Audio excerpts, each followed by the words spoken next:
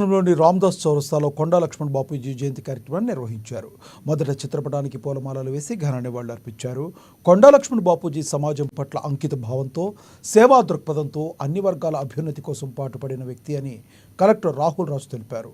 తెలంగాణ రాష్ట్ర సాధన తొలి మలి దశ పోరు బిడ్డ కొండా లక్ష్మణ్ బాపూజీ అని వివరించారు.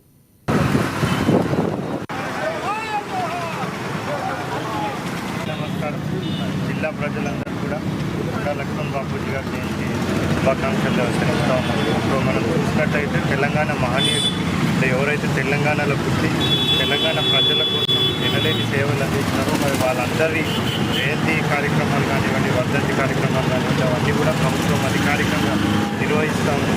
సో నిర్వహించడానికి ముఖ్య ఉద్దేశం ఏంటంటే వాళ్ళు ఏదైతే సమాజం పట్ల అంకిత భావంతో, సేవా దృక్పథంతో, సో అన్ని వర్గాల ప్రజల మన్ననలు పొంది